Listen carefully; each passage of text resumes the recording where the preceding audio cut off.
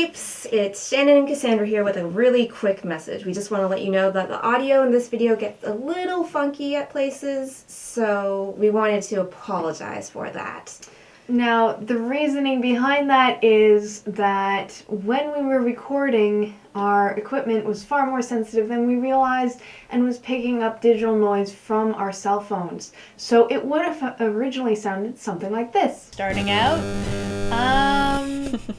and yeah, we'll see where we go. So that was pretty awful. Yeah, so for this one, there are occasions where we sound like we're talking through a tin can. It's really weird, but it's much better than that. So bear with us. Thank you. Good night. Hey peeps, I'm Shannon and this is Cassandra and we are back with more Lord of the Rings Two Towers. We've gone back to the main menu and we've decided that we're going to play through with Legolas just because it's going to be easier, especially for people just starting out. And yeah, we'll see where we go from there. I want to say any last words. I feel like that's accurate. I don't have any, so let's just do it. Alright. You said you went to the CNE, right? Yes, I did. I went yesterday, it was. How was and the that? CNE, for people who don't know, is the Canadian National Exhibition. It happens once a year in the last 3 weeks of summer, right before people have to go back to school. And it's like a giant fair. And there's lots of food. There's actually a building called the Food Building. And they have more food than you can even think of. Like, so much variety. There's rides, both kids rides in one area of the park, and then actually it's not even a park. They shut down streets in Toronto to put this fair on. They literally closed down streets. And there's lots of shopping. It's mainly shopping more than anything. Damn it. Me and my sister decided to go on this thing called a ghost walk. Is it kind of like a haunted walk, or? Yeah. So, do you believe in ghosts? Yes and no. I've had some fun weird experiences, and we used to work at a banquet hall. Mm-hmm. And there are stories that say it's haunted. Mm-hmm. Like, one of the things is it's on a lake. Mm-hmm. And there is a story that when they were trolling the lake, mm-hmm. when they were first selling the property, because you have to troll it to make sure there's like nothing illegal, I guess. I don't know. It's part of when you're selling a property with a body of water, you have to check the body of water, mm-hmm. or whatever. 3 skeletons were found that they believe are linked to like the 1930s mob hits. Mm-hmm. Like, they don't actually have any hard evidence, but they're fairly certain. And also, it's known that 3 little boys have drowned in that lake. So, there have been stories about the place being haunted, and we had a new manager, Elaine, and it was like her first or second week. Or it might have been her first month, and it was her first time doing a lockup. And so I was with her, and we were downstairs in the kitchen, and one of our bartenders, Charlene, was with us. And we were all telling ghost stories, like very jokingly, like, oh yeah, there's this and there's that and the other thing, because one of my things with all new recruits is they must know the ghost stories. Because, why not? And so we're telling ghost stories, and it's all fine and dandy. The way the upstairs works is one side of the building has almost like a curving staircase that goes up to the reception area, and there is a doorway that goes through to the back. Mm-hmm. And then there's another straight stairwell on the other side of the building that goes up into the back. But the doorway that's in the middle, that's from reception to the back area, is never locked. Mm-hmm. Ever. And the only only people who have keys for that is management. So she goes up, and Lynn goes up to get her stuff, and I'm about to follow her up, but I'm waiting at the bottom of the stairs for whatever reason, and she calls down to me, and she's like, Shannon, did someone lock this door? I'm like, what door? And she's like, the one here. I'm like, no, you're the only one who has the key. Why would they lock that? And she's like, The door is locked. I'm like, it's probably just jammed. There's no way, like, nobody's gonna lock the door. Yeah. So I'm like, okay, let me come up and try it. So I come up and I try it, and sure enough, the freaking door is locked. And it's just Elaine and I in the building. So I'm like, okay, we'll go around. I'm like, it's probably just jammed. So I go and get my stuff because, actually, like, the staff change rooms are on the way to that door, and her office is like just by the door. So she goes further, and I go in and get my stuff, and she calls from up the hallway, and she says, "Shannon." I'm like, "Yeah." She's like, "The door's not locked anymore." What? That was it, and we were the only 2 people in the building. She's like, "The door's not locked." I'm like, "What do you mean the door's not locked? It was obviously locked." And she's like, "It's not locked." That is so creepy. I'm like, "Okay, well, we're leaving."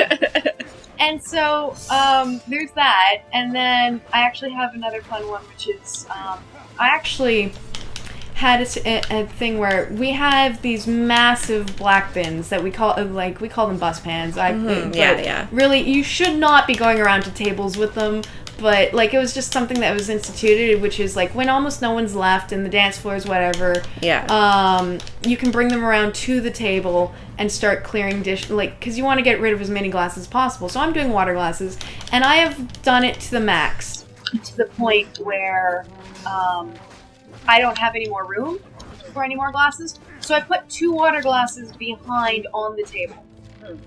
Because I now have no room in the jar, or in the box, whatever you want to call it. And so, I guess I should get the health. And so I kneel down, because I think I dropped a glass or something. As I kneel down, I kind of like sense something, and then it, like, almost above my head, I'm like, okay, whatever, it's probably somebody or whatever. And I go, like, and then a water glass falls right next to my head. I'm like, holy shit. But you know how glasses commonly will like bounce, and then they do that second bounce thing, and then they break, and you're like, fuck. Yeah. Because you knew it was going to live, and then it just was like, nope. So it fell, it landed, it did not bounce at all. It just hit the ground and did not smash. I was like, okay, that's not, it was like, whoa. But then, when I went to go, first of all, there's nobody near the table. Oh, crap. No. Oh, damn it. I know, I saw the health, and I was like, do I keep fighting?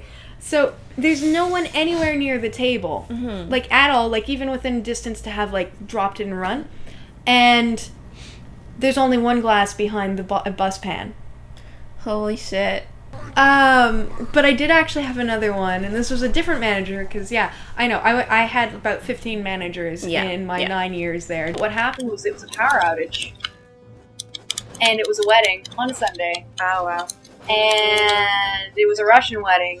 The power had cut, like, just as Sweet Table was about to start, so no DJ, no lights, no nothing. They're absolutely furious, and we have to deal with it. So Mark and Antonio go to check the outbuilding, which is another. We had another building in the back, so they go to check on that, and they leave me in the building with nobody else in the building, and it's completely locked, and there are no lights working. So I'm using my cell phone to, like, find my way around and whatever, and it's basically I'm just making sure that, like, nobody is in the back, because, like, we were the last 3 people, so I have to just make sure that none of the angry customers snuck in somehow. So I'm walking around in the kitchen, and I used to watch a show called Paranormal State, which is actually a really interesting show, but it's all about ghosts and stuff. And so one of the things they'll do is, like, it's called Dead Time, I think it is. And one of the things they'll do is they'll do the, if anyone's here, please give us a sign. So I'm walking around, I'm muttering to myself, and I'm like, this is so fucking creepy. It's like an episode of Paranormal State. And I say to myself, you know, if anyone's here, give me a sign. And then I knock, like, 3 times. Oh, no. Like, I need to move. I can't move. Like that. Yeah. 3 times. And, because that's what they'll do, is they'll knock to, like, be like, this is the sign we'd like you to give us. And then I hear at the other end of the kitchen, I'm the only person in the building, I hear at the other end of the kitchen, 3 footsteps that are, and I'm like, fuck! I need out! I'm like, why would I do that? And then I went upstairs because because there were still guests, but they were outside the building now, like locked out. And one of the girls was going around barefoot for God knows what reason, and somebody had broken glass, and she'd stepped on the glass. So I had to find a Band-Aid. And I knew they were in the reception desk, but I didn't know where. And once again, I'm using my cell phone as a flashlight. Yeah. So I searched the top drawer, nothing. I searched the middle drawer, nothing. I searched the bottom drawer, nothing. And as I'm closing it, the middle drawer starts to open. I'm like, no. And then I'm like, okay, well, I have to check again because I need these bandages because this woman's foot is fucking bleeding. Yeah. So I open the top drawer, once again, nothing. I open the middle drawer, Band-Aids. At this point, I'm just like, Oh, man. I'm so glad I never had experiences like that. Come on, where are those kick-ass moves we see in The Hobbit? Which you're not actually supposed to be in. Seriously, I get it. He's Thranduil's son or whatever. You know what? He's still not supposed to be in that movie. I mean, book. Whatever. Well, I guess... There's not supposed to be a fucking love interest! There's not supposed to be any of that. That is Hollywood producers being like, you know what would draw the audiences and all the ladies? A love triangle. Ugh, you know what? no. You know what? We are I both hate women. love triangles. We are both women. Hollywood, for those of you out there, we are both women. We are also in the film industry, and we both say, "Screw the love triangle." But yeah, no, love triangles suck. I think They're we bullshit. should talk about this in another video because it's a long discussion. I'm so sick and fucking tired of love triangles, and they're in everything. Every freaking TV show, every movie, every book. It's like, does no one have an ounce of originality? Is there no other problem that a couple can have other than another person in the relationship? Of course not. Ugh. Because, you know, it's not like they like couples don't communicate or anything like that. No, it has to be there's somebody else. Like, I get it every so often, like in a romantic comedy and stuff, but Lord of the Rings?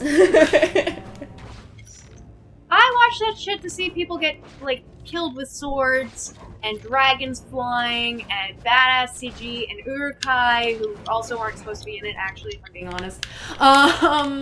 And just, like... Don't die, please don't hardcore, die. yes! Hardcore action scenes, and shit like that. I don't watch Lord of the Rings to find out that Legolas is in love with some elf who's in love with some dwarf whose best friend is also in love.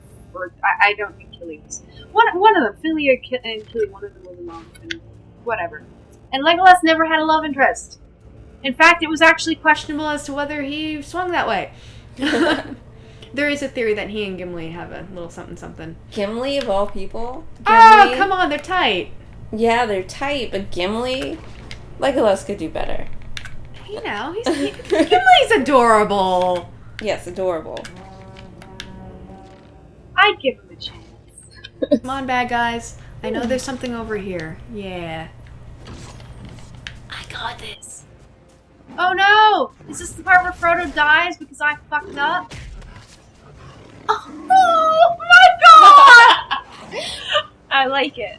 So I guess that's it for this time, peeps. Until next time. Go out and play. Yeah. It also depends on the genre of game you play. Mm-hmm. Like some people are like, oh, you play WoW, you're such a nerd, and it's like, well, you play Call of Duty, and you're like, yeah, but that's different. That's a cool game. What makes a game cool or not? I can't believe I killed Frodo. Fuck. You know, he wasn't actually killed, he was just captured. I mean, we can get him back. No, that body flop.